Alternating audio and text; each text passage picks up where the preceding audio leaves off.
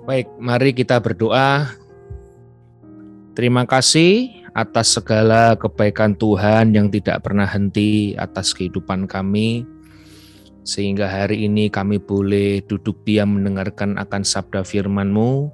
Kami buka hati kami supaya Tuhan boleh berbicara kepada kami pribadi lepas pribadi. Kami siap mendengar firman-Mu hanya di dalam satu nama, Yesus Kristus, Allah kami yang hidup, Allah kami yang kami sembah. Kami berdoa, haleluya, amin. Puji Tuhan. Saya akan beri judul khotbah saya pada pagi hari ini adalah kasih yang nyata. Kenapa saya beri judul ini, saudara? Karena menemukan banyak sekali orang Kristen, bahkan orang yang percaya Tuhan, tidak memiliki kasih yang nyata. Ya, kasih itu tidak menjadi kenyataan dalam hidup orang percaya. Kasih itu hanya sebatas cerita. Kasih itu hanya sebatas teori, tapi tidak ada yang namanya praktek dalam hidup orang percaya. Mari kita buka firman Tuhan di dalam Matius 22 ayat yang ke-36 hingga yang ke-40. Guru, hukum manakah yang terutama dalam hukum Taurat? Jawab Yesus kepadanya, kasihilah Tuhan Allahmu dengan segenap hatimu, dan dengan segenap jiwamu, dan dengan segenap akal budimu. Itulah hukum yang terutama dan yang pertama.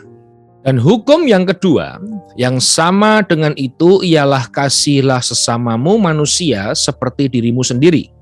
Pada kedua hukum inilah tergantung seluruh hukum Taurat dan kitab para nabi. Puji Tuhan, saudara. Saudara, ketika ini adalah pertanyaan yang diajukan oleh orang Farisi, ketika Yesus membungkam orang Saduki, itu di perikop sebelumnya, tentang kawin mengawinkan, dan orang Saduki, saudara, bertanya kepada Yesus.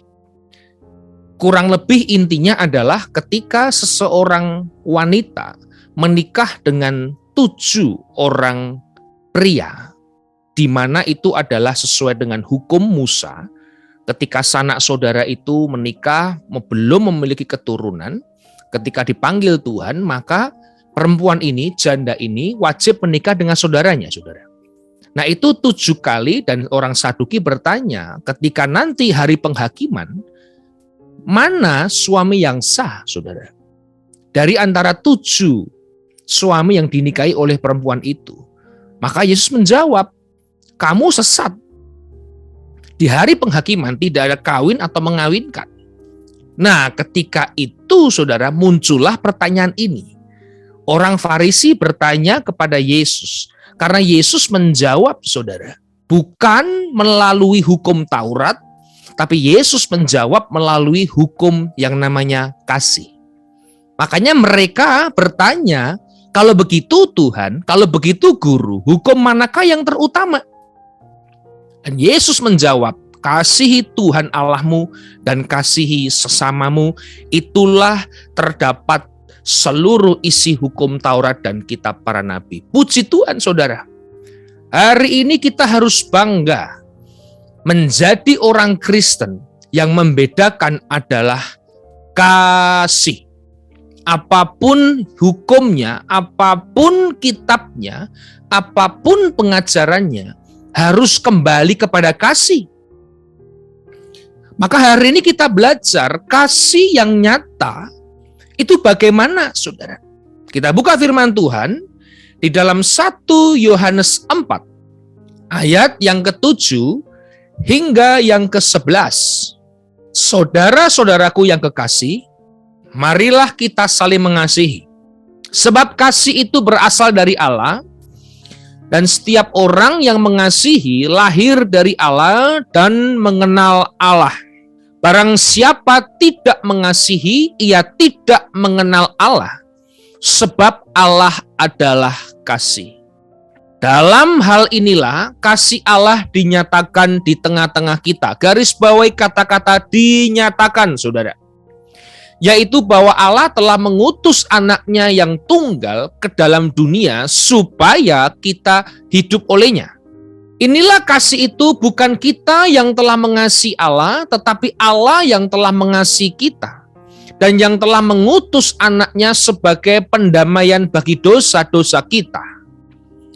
Saudara-saudaraku yang kekasih, jikalau Allah sedemikian mengasihi kita, maka haruslah kita juga saling mengasihi, saudara. Luar biasa, saudara. Di sini Allah menunjukkan kasih yang nyata dalam hidup. Tadi dikatakan Allah menyatakan kasih-Nya di tengah-tengah kita. Berarti hari ini, saudara, kasih itu tidak boleh tidak dinyatakan. Kasih itu tidak boleh hanya sekedar teori. Kasih itu tidak boleh hanya sekedar cerita. Kasih itu tidak boleh hanya sekedar satu omongan saja. Tetapi kasih harus dinyatakan di dalam hidup orang percaya. Buktinya apa? Buktinya ketika Allah turun ke dunia. Ya, dikatakan karena begitu besar kasih Allah akan dunia ini, sehingga Ia telah mengaruniakan anaknya yang tunggal, supaya setiap orang yang percaya tidak binasa, melainkan beroleh hidup yang kekal. Itu bukti yang nyata. Allah mengasihi kita bukan dengan firman-Nya, bukan hanya dengan ucapan, tetapi Allah mengasihi kita itu dengan bukti yang nyata, saudara. Mari hari ini, ketika saudara dan saya memiliki kasih dalam hidup orang percaya, nyatakan di dalam kehidupan kita. Sebagai contoh di Matius 25 juga dikatakan apa, saudara?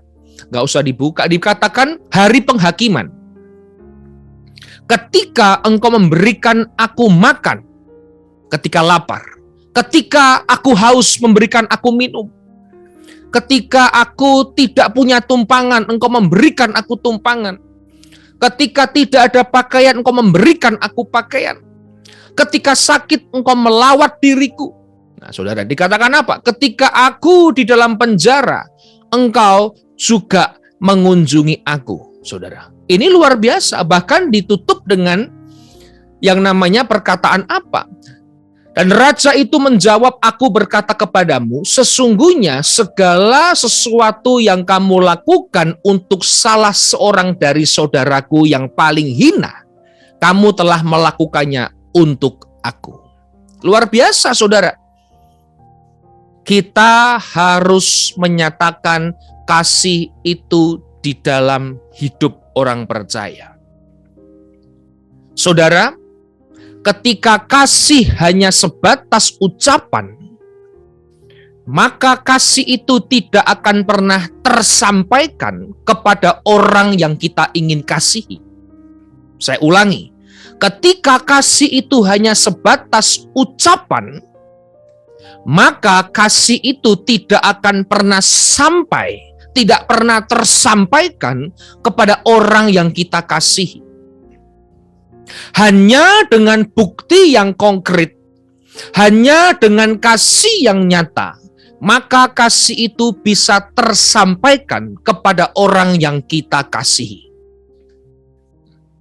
Ketika kita mengasihi orang hanya sebatas ucapan, maka kasih kita tidak akan pernah sampai kepada orang yang kita kasihi. Apalagi mempermuliakan nama Tuhan. Nama Tuhan itu dipermuliakan. Bagaimana kalau kasih itu tidak nyata? Hanya dengan kasih yang nyata, saudara, kita bisa mempermuliakan nama Tuhan di dalam hidup kita. Maka kita diingatkan hari ini, memiliki kasih yang nyata, dalam hidup konkret, dinyatakan di tengah-tengah orang percaya. Ketika mungkin orang membutuhkan pertolongan kita, kita bisa tolong.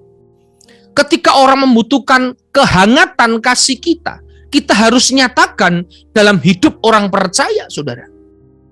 Kita teruskan, saudara, dalam 1 Yohanes 4, ayat yang ke-19 hingga 21. Masih dalam perikop yang sama. Kita mengasihi karena Allah lebih dulu mengasihi kita. Jikalau seorang berkata, aku mengasihi Allah, dan ia membenci saudaranya, maka ia adalah pendusta. Karena barang siapa tidak mengasihi saudaranya yang dilihatnya, tidak mungkin mengasihi Allah yang tidak dilihatnya. Dan perintah ini kita terima dari Dia. Barang siapa mengasihi Allah, ia harus juga mengasihi saudaranya. Ini adalah bukti yang jelas bagaimana Tuhan, firman itu mengingatkan, kalau kita mengasihi Allah, berarti kita harus mengasihi saudara-saudara kita. Kalau kita mengasihi Allah, kita harus menyatakan kasih itu di tengah-tengah hidup orang percaya. Maka di situ kita disebut orang yang mengenal Allah. Puji Tuhan saudara, mari hari ini buktikan kasih-Mu di tengah-tengah kehidupan kita. Buktikan dengan konkret kasih yang kita miliki di tengah hidup-hidup orang percaya hari ini saudara. Saya percaya ketika kasih itu dinyatakan, maka orang itu bisa mengenal Tuhan. Orang itu bisa merasakan kasih Tuhan. Orang itu bisa menikmati kebaikan Tuhan dalam hidupnya. Karena kasih itu dinyatakan di tengah-tengah kita. Puji Tuhan saudara. Mari kita tundukkan kepala, kita berdoa. Bapa yang kami sembah di surga, di dalam nama Tuhan Yesus, kami berdoa agar setiap kami mempunyai hati yang taat kepada firman Tuhan. Firman-Mu adalah untuk kebaikan kami. Karena firman-Mu mengandung janji. Walaupun terkadang kami tidak mengerti, tapi pimpinlah kami untuk tetap mampu melakukannya.